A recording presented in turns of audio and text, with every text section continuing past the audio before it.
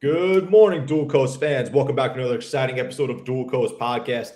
I'm your host, Dan Skoka on the East Coast, joined by my West Coast co-host, Russ Rogers, as well, joined by very special guest this morning, Renee Moten out of Maryland. Renee, thank you so much for being with us. Ooh, I have been on pins and needles waiting for today, so I'm excited to be here also. I'll tell you, man, Renee has got the laugh that will just energize this room today. Yes. It's beautiful. Yeah. Yes. Happy, smiling, East Coaster. She's wide awake.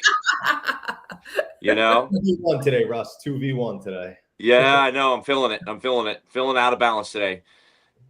Oh, that's great.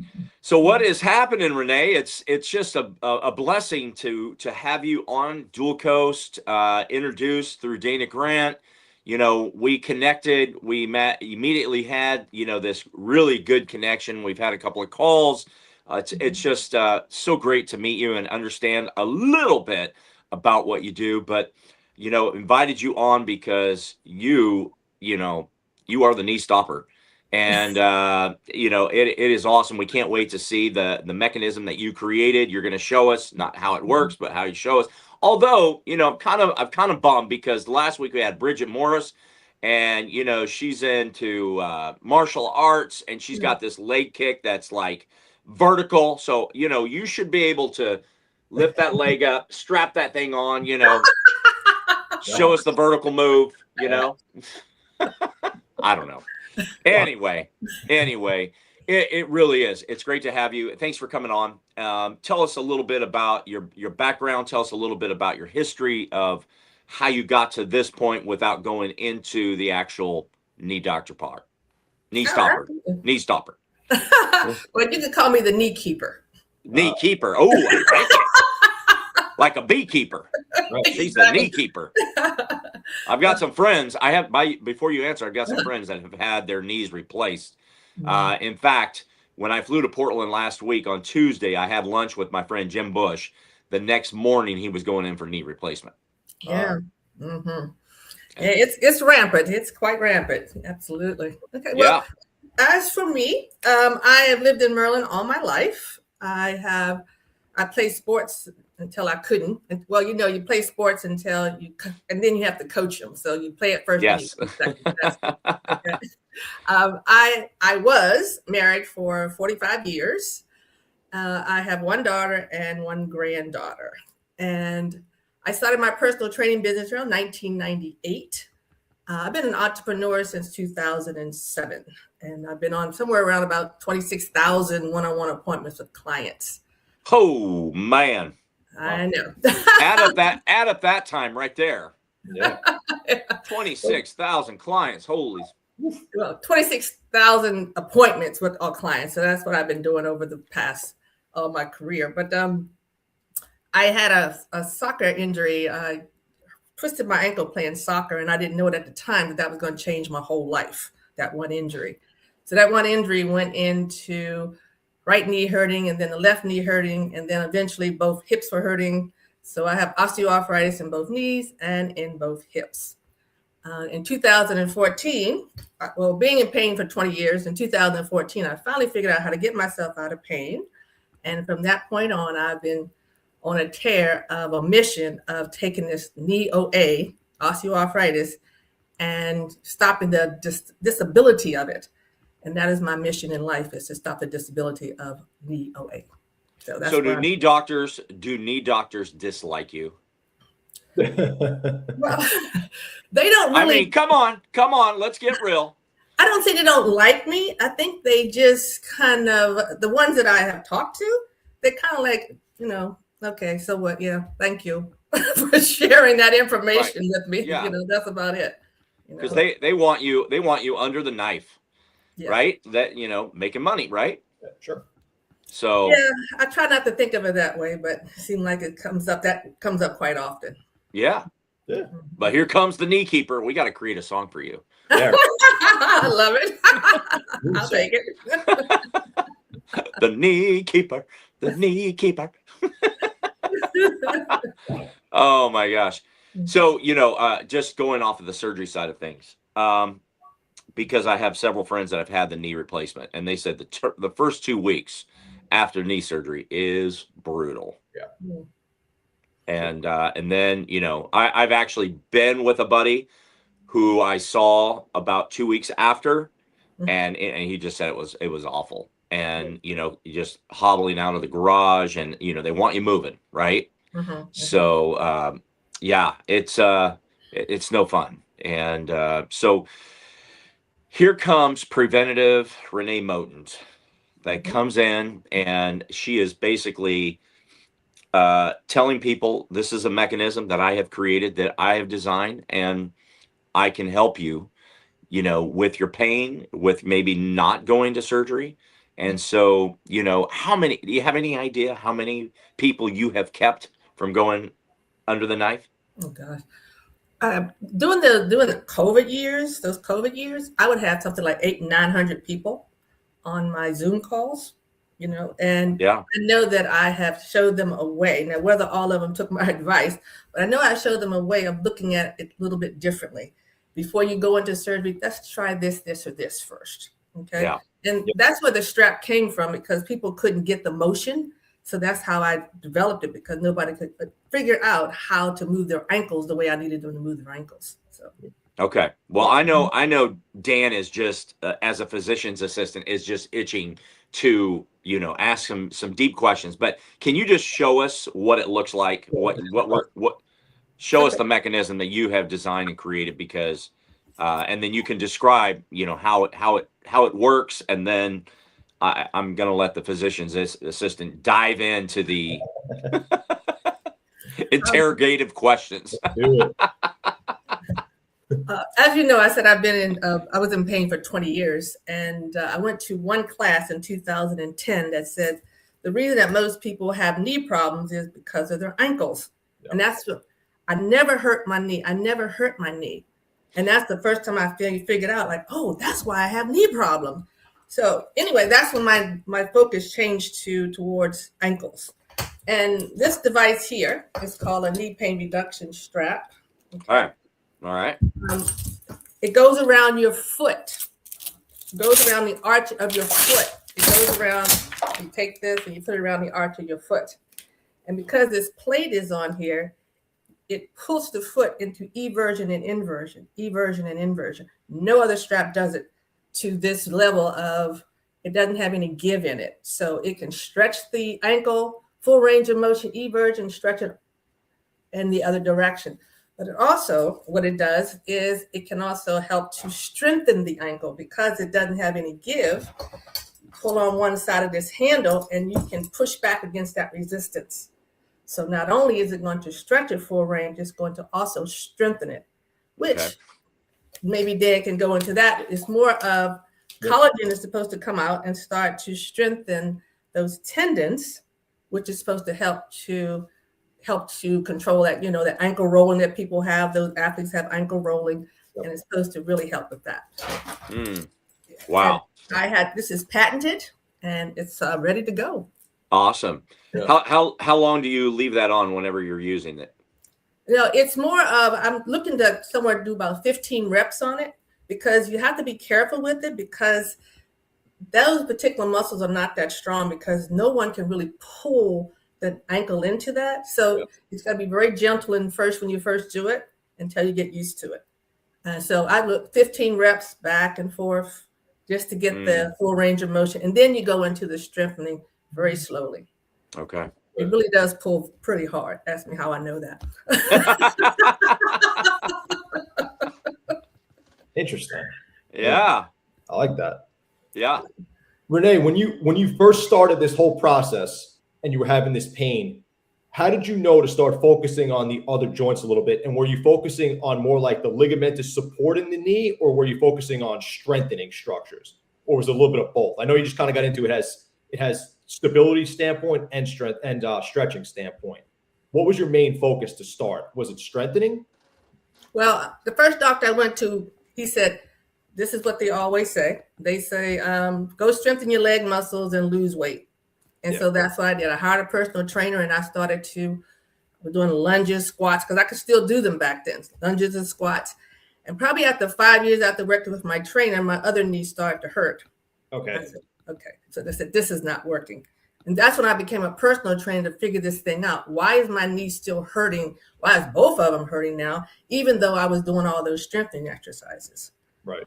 But the main thing that I learned out from the strengthening was my personal trainer kept making me stretch.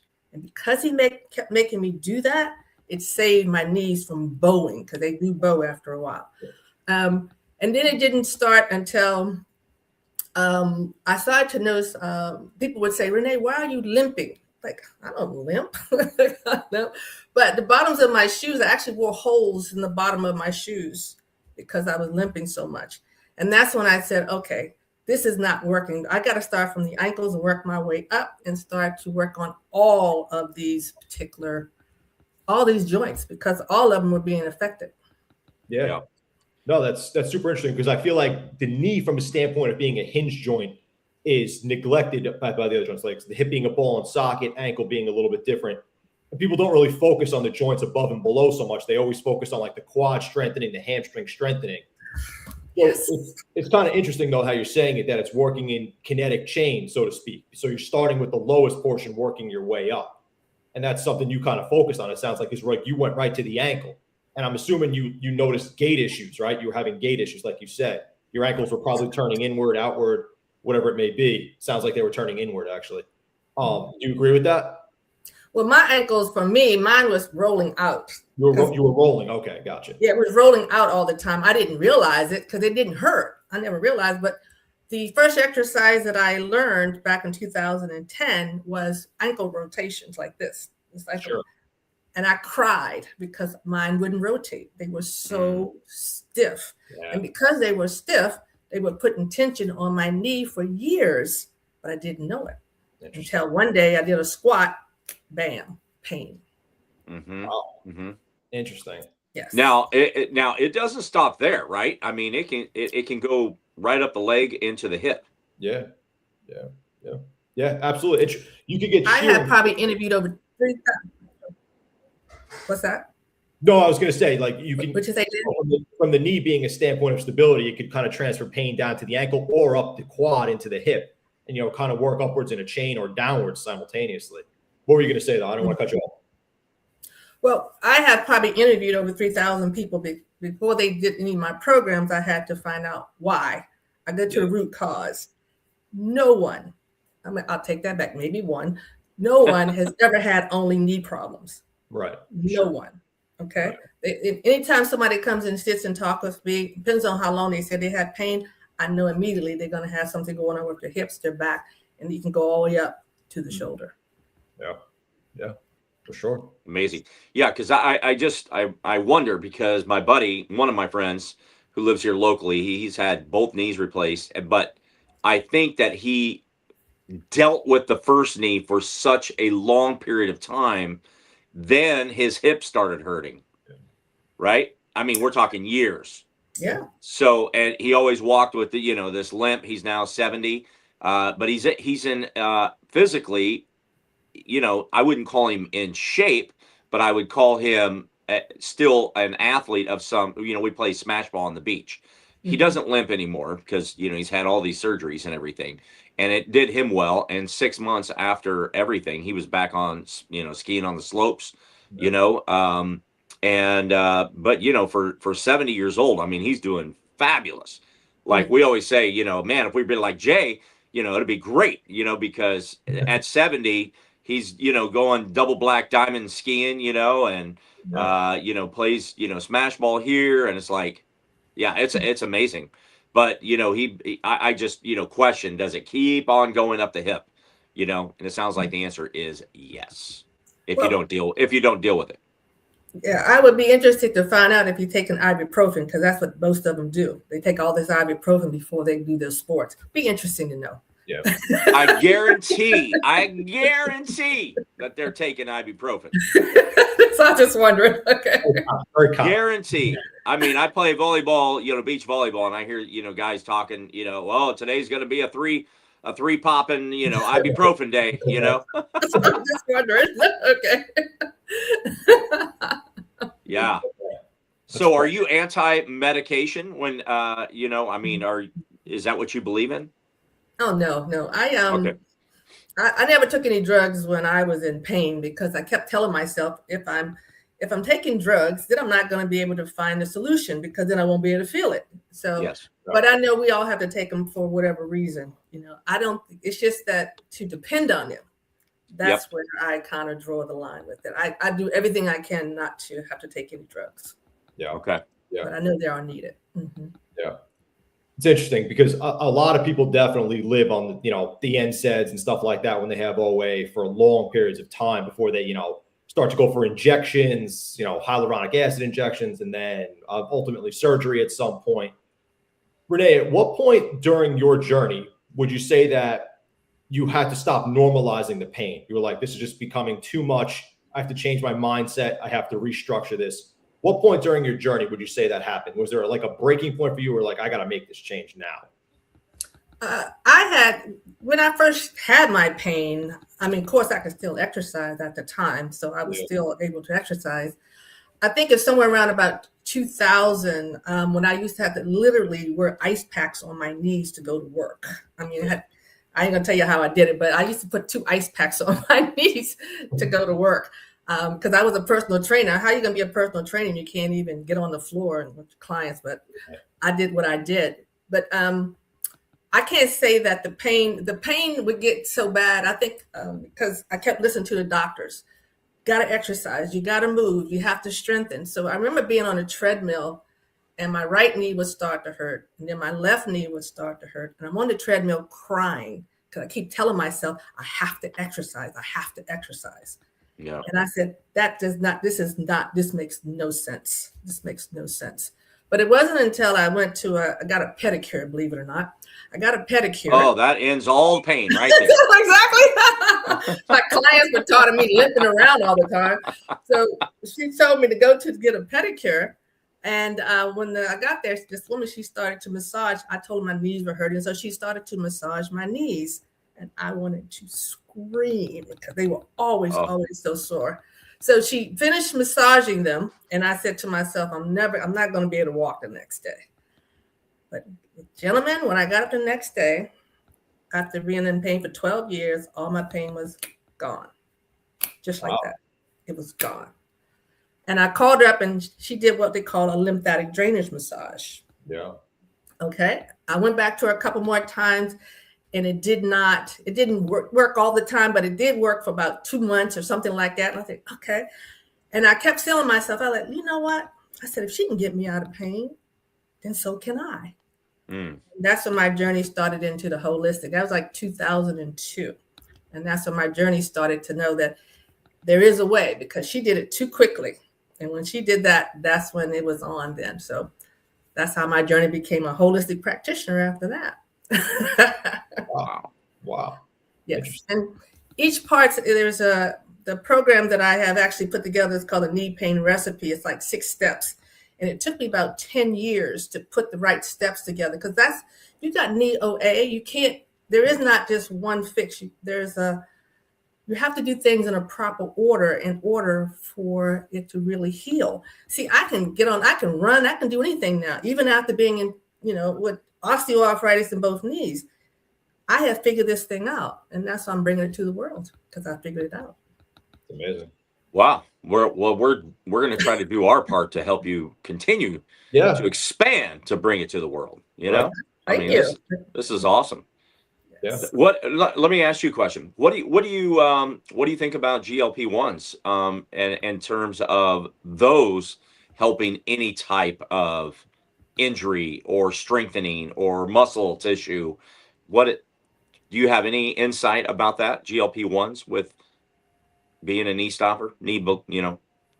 GLP-1s. Is that the peptides?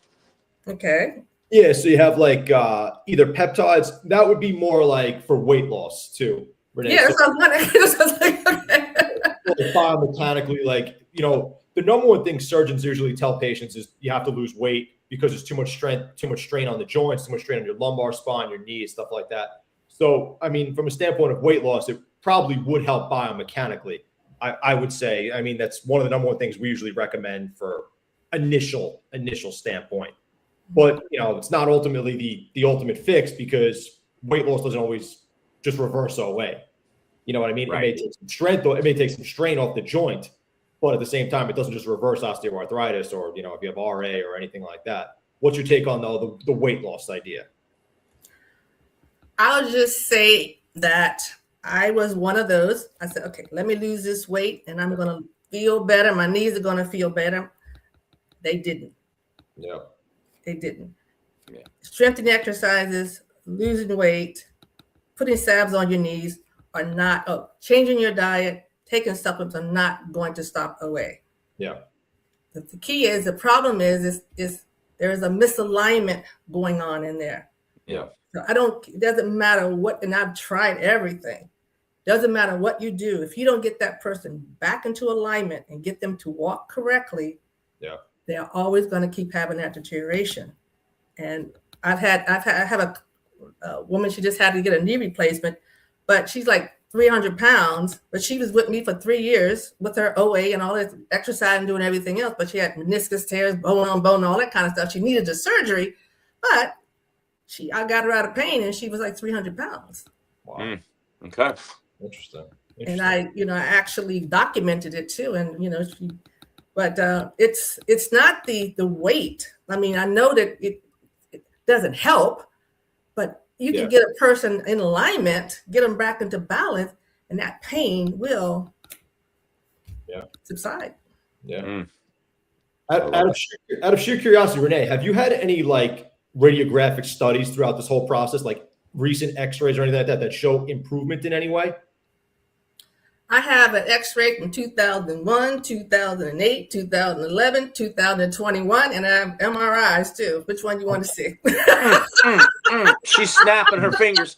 She's snapping her fingers on that answer right there, Dan. I know that every time I would go get an x-ray, I could say, okay, that bone on bone is going to be there. And I'm like, no, it didn't. And I said, oh my gosh, I've stopped the deterioration. That's what I did. So you actually have improved x-rays. You have improved x-rays throughout this whole process. That shows I just know that the gap between the femur and the tibia didn't get smaller. Gotcha. Okay. You didn't break down any further. Definitely not. So exactly. Interesting. So technically, you prevented any further breakdown with everything you've been doing, which is huge because there's nothing that really does that. Exactly, Dan. Nothing that does that because it has to be incrementally put in order, and that's where the problem is. Some people, we do need to strengthen. Yeah, but sure. After you do all these other things first, and then you lock it in. That's what I do with my client. We get rid of the inflammation. We get rid of the swelling. We make sure that you are functional, that you're totally no restrictions anywhere else, and then we lock it in there. Because they're already functional. Then we lock it in. We don't lock it in when they're not functional. To me, what we do is we strengthen in dysfunction. Yeah. It makes sense. Do you taper your regimen per client, or you kind of go with the same regimen for everybody? Do you do certain things if somebody has unicompartmental arthritis versus both compartments? Did you do things like that, or is it mostly a step-by-step process for everybody? The first 4 steps are standard because that's getting rid of the inflammation, get rid of the swelling, that part. Okay. And then you start to, what do you have going on here? Because usually, I ain't gonna say 99%, but quite a few of my clients, once I get done with them after the first 4 steps, okay, now let's see what the real issue is here. And it's usually not even their knee. It's like their hip, their back or something like that, or the sciatica or something like that. But most of the time, it's not even their daggone knee. I can get you out of knee pain pretty quickly. It's usually the other stuff that causes the problems. Yes. Oh, definitely. Yeah. So I was up in Portland last week, and one of our guest speakers was Dr. Will, who I just met a month and a half ago. Dr. Will is a chiropractor, but he does this. First, he had me come up to his office because he goes, I want you to experience what I do. And then when we get on stage and we start talking about it, then you have a better understanding, helps us in our conversation. So sure. So I went to the office, sat down in a chair. So he's doing, the spinal, feeling and everything. And then I lay down and he comes up underneath here and he's feeling all around in here, right? A little cranial checkup, and does this is in pain, blah, blah, blah. So then he starts pressing on different parts of the body. Does this hurt? Does this hurt? And most didn't, but then there was one. It's like, oh yeah, I feel that. So then he started working that, and he goes, you're out of alignment. And he was talking about your rib cage, and he's just doing this soft press right here, and then he's pulling the ribs. So when you're talking about your body being out of alignment, after that, I mean, I felt great. And I mean, this is just one time, right? So, if you get your body in alignment, and I'm agreeing with what you're saying, as we age, different things happen. We're working, we're moving, we're, gaining weight, we're putting on muscle, whatever it may be. Our body is on alignment. So one thing connects to the other, And he's like, so right here, that's connecting all the way down, to, your calf or whatever, right? Exactly. So I agree with that. So, one area takes care of the other. So everything that you're saying makes perfect sense to me, because I just experienced that last week. Yeah. Well, I have my clients, they have to build themselves a holistic team. And part of their holistic team is having a kinesiology. Got to be a kinesiology chiropractor to be able to work on them. But you don't go to a chiropractor unless you talk to me first, because I'm sorry to say, I love chiropractors, but they have to do certain things for people with knee problems. And they don't do them, because I went to 7 of them. So I know. And I took my clients to them. But there's certain types of adjustments they need to do for people with knee problems, and then you have to give my clients instructions after that. Let's get that adjustment to hold. Yeah. So we have to go into that part. So there is a whole new, when they leave me, you got to have your team, and let me show you what your team needs to do for you. Yeah. And that's how we get you to that other side of pain. Fantastic. Well, I'm running a marathon next week, so I'm feeling great. That's a 1 mile marathon. You ran marathons. Oh man. It's a 1 mile walking marathon. Yeah, I'm building up right now. I'm walking. I'm walking a quarter mile every day. Yeah, he's warming up now. That's what I had to do back in 2014 when I finally I put the recipe together. I did a marathon. I walked a marathon. Matter of fact, I walked 40 miles. Wow. To test it out to see if I could. And I did. And I had absolutely no knee pain. After being in pain for 20 years, I said, I got it. I figured this thing out. So wow. Fantastic. Are you today almost pain-free? Yes. Wow. Yeah. And the thing is, I have to work at it. I have to tell my clients, we have to work at it now. We have to stay in alignment. And I show them how to stay in alignment. I show them what we need to do. Yeah. To always be able to check it. It's not like a one and done. Yeah, no. Right. Yeah. It's consistent. You have to go in and check yourself. Yeah, that makes sense. But you went from debilitating pain into pain-free. So, I mean, that's huge, because and you're running and exercising and strengthening simultaneously. Because some people, I would say most people give up on something. They give up on the squatting, they give up on the running, they give up on something to try to take that pain away. And then they stretch and things like that and try to relieve it. But at the same time, they have to sacrifice something, because they're like, oh, that kills my knees if I do that. That kills my knees if I do that. But you pretty much are, pain-free in most regards. You still strengthen, you still run, you still exercise, you still stretch. So, I mean. Well, I actually teach. I have, sure. When I came off of out of COVID, I started teaching classes, exercise classes for people with bone-on-bone, meniscus tears, telefemoral syndrome, running knee, you name it, they have it. They have back problem, knee problem, hip problem. They have everything because it all comes in there. And these women are fantastic. They can get down on the floor, get up. They can do anything. Now, do we do high intensity? There is a certain way you need to do high intensity when you have our type of challenges, but it can be done. Sure. And the thing is, they understand that they have to stay in alignment when they're exercising. Yeah. And I teach classes 8 times a week. I teach 2 classes a day. And that's awesome. Exactly. I mean, it can be done. It's just that we have to do certain types of exercises for people with osteoarthritis. We can't do everything. We can't keep doing lunges. And I don't do no lunges, and I don't do all these squats. I mean, I can, but why? Yeah. Keep doing them all what, the time. what happens to somebody when they get bone on bone, like with if you're trying to help them and they're feeling that grind? Because I know all my friends that have had knee replacement surgery, they felt that bone on bone in their knee. So you come in, how can you help them when you get to that point?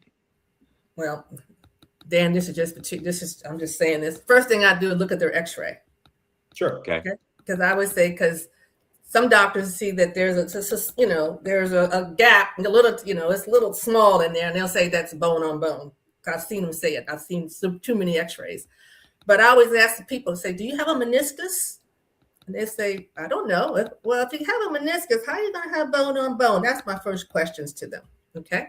I understand one thing about bone on bone is just like inflammation. It's inflammation that is being created. I get rid of your inflammation, I get rid of your swelling, and you can exercise just fine.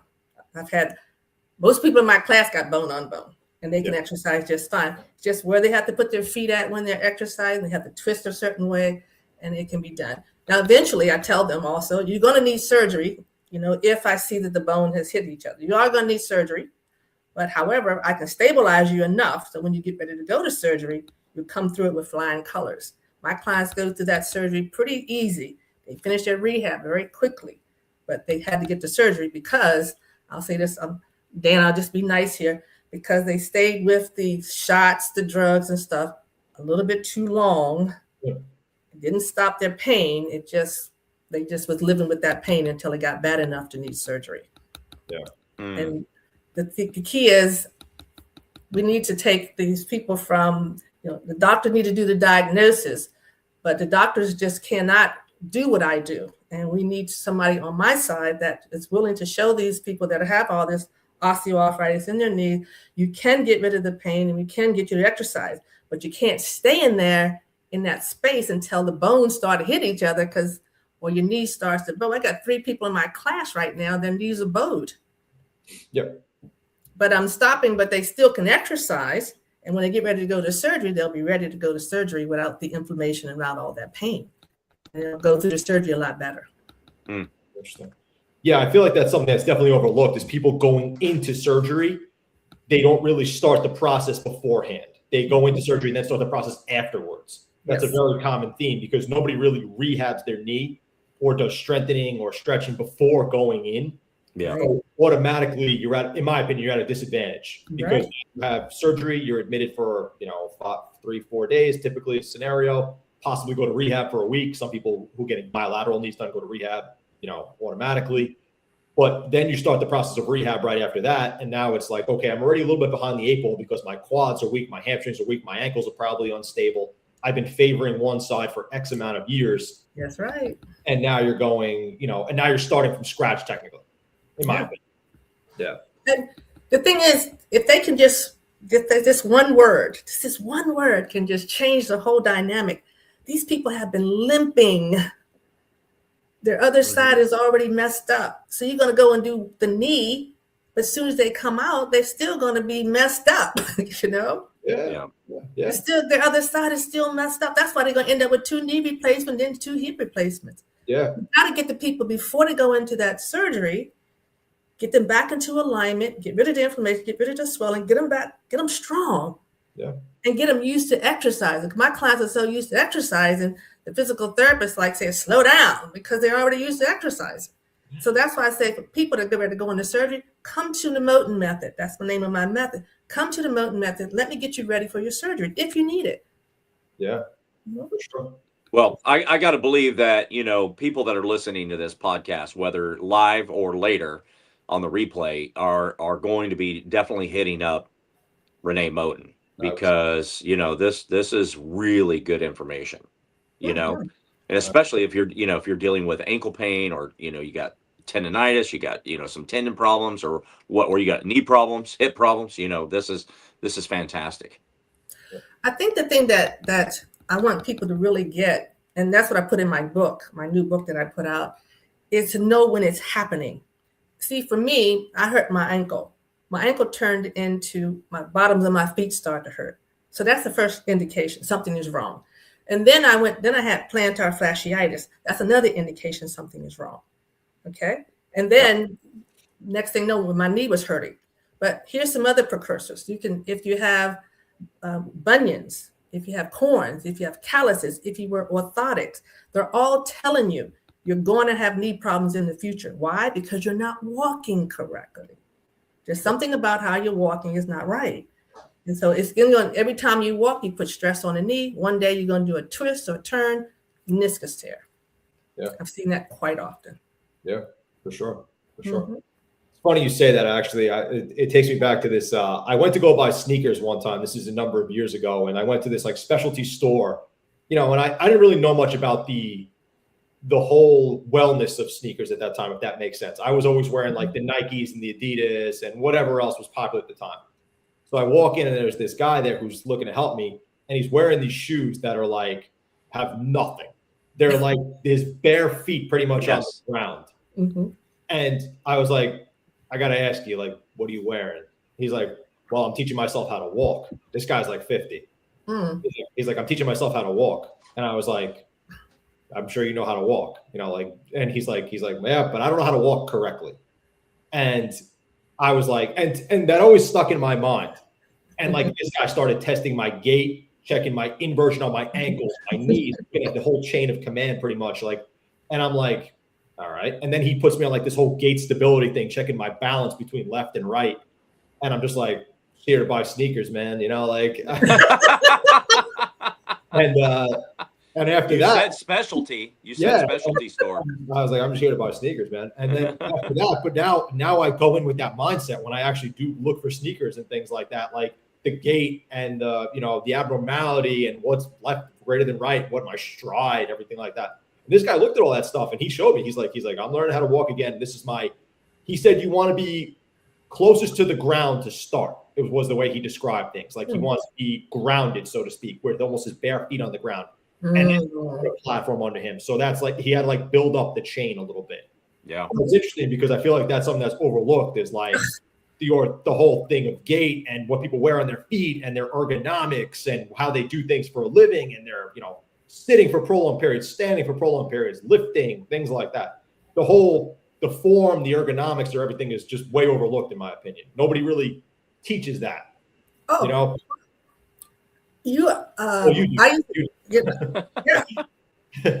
I wound up. You can't even start with me until I get a gait analysis from you. Yeah. Because if you're not, I already know if you're not walking correctly.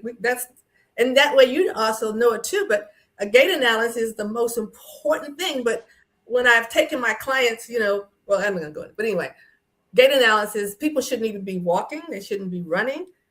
Until they get a gait analysis, because I've seen people they walking for 3 miles a day, and then all of a sudden they can't because their knee will start hurting or their foot will start to hurt. That's because they're just not walking correctly. Yep. Yeah. So Barefoot is the name of a shoe company, and so Hoka came into play and really changed the direction of other shoe companies. Because all of a sudden they started going with these big foam, platforms for cush. And I bought a pair at one point and I didn't like them. And it was, I go with a lower profile, foam shoe. And because and it's a little bit wider, than the foot. And it kind of goes back to what you're talking about, Dan, as far as grounding, right?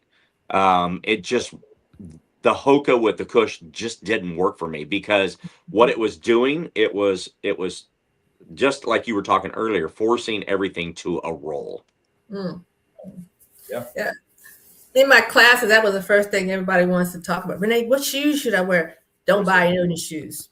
Why? Because your ankles aren't working right. Your feet aren't working right. We got to get your foundation. That's what I do. I build your foundation.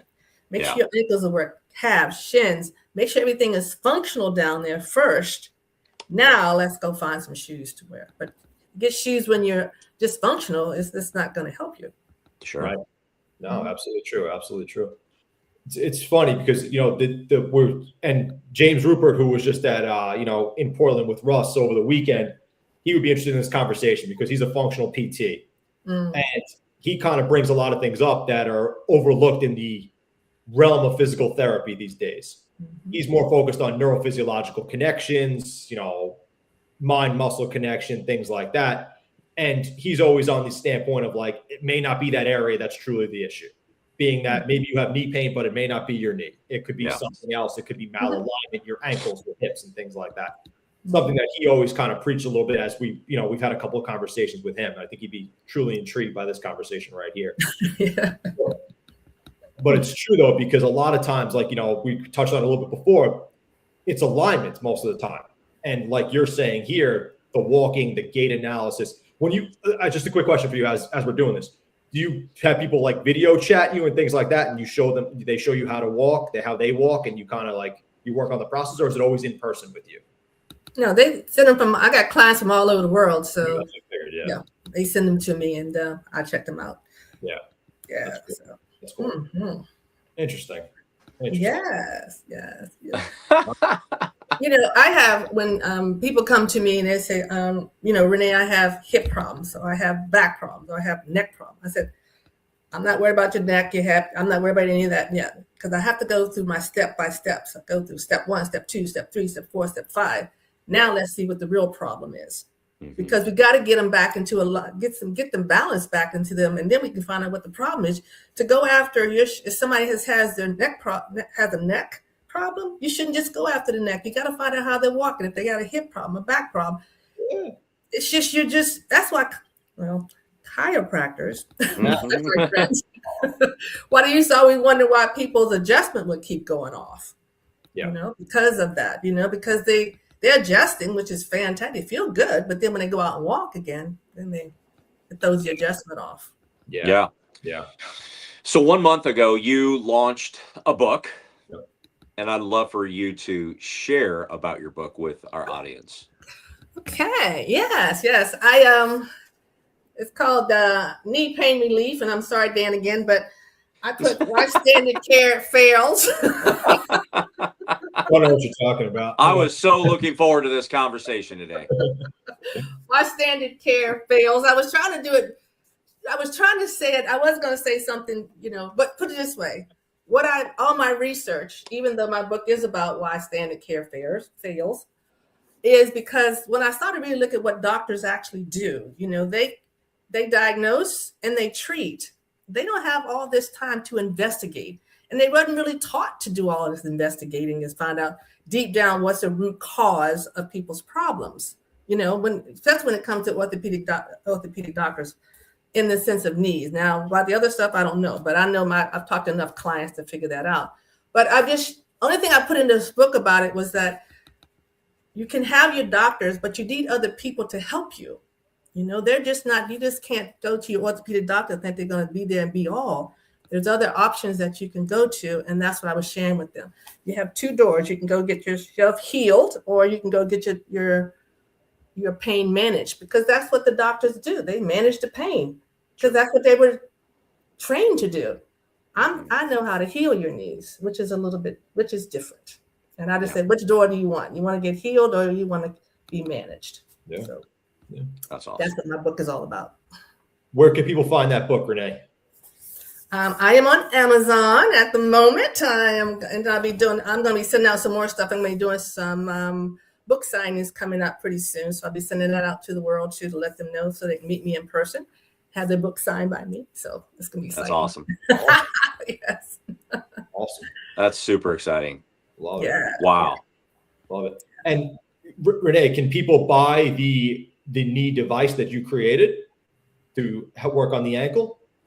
Absolutely. This is on my website. Me and Amazon are having a problem. It's on Amazon, but we're having a problem. But if you ever sold anything on Amazon.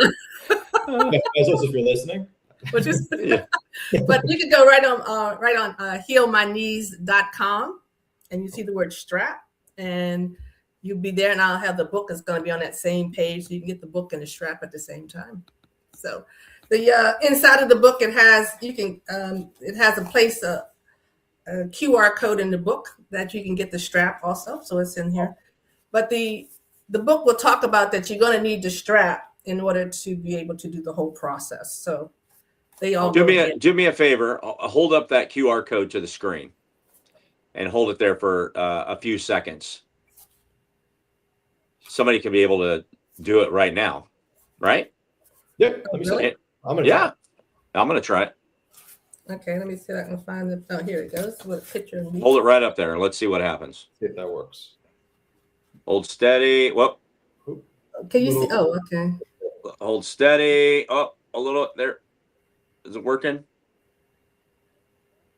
I can't get it to. Well, let me see. Can you get it to work, Dan? No, Oh yeah, you it got worked. Yep, I got it. It did?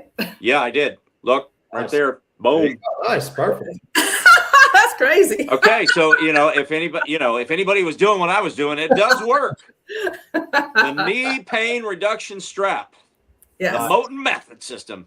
Nice. Yeah, and it has the instructions on there. I have it all videotaped. The instructions on there how to do that. There you go. See, there's me. Now, Renee, you don't really have to have knee pain though to use it, right? Like No. me are using this just preventatively and things like that, right? The most exciting part is I'm going into high schools. Ah, Yes. Excellent.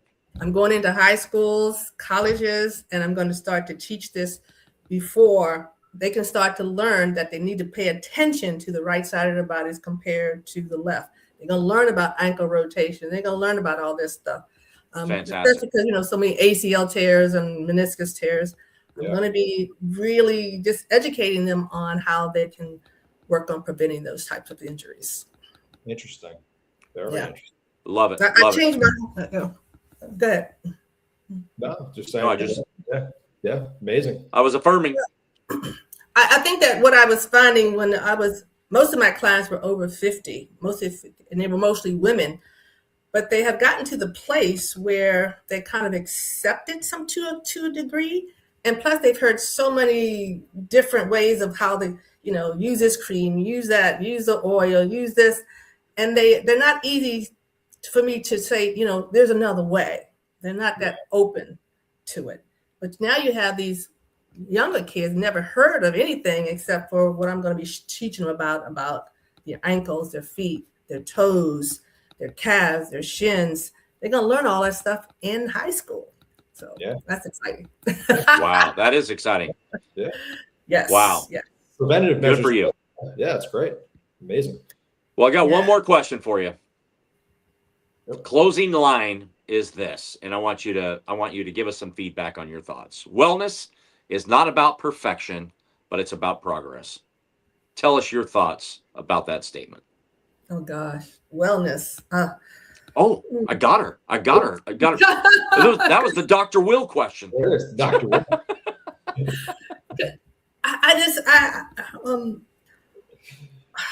I have just the word wellness. This is just a complete package of how I wake up every day happy, I don't have pain and I just wake up every day happy. And to get to that level of being in pain for so long and to come to this place right now where I can do whatever I want to, all because of wellness, all because I went that route of learning so much about wellness. I mean, 20 years of just studying wellness, and to get to this place where I can share that to the world, I'm blessed. You are blessed. And we're blessed to have you on our show today. Absolutely.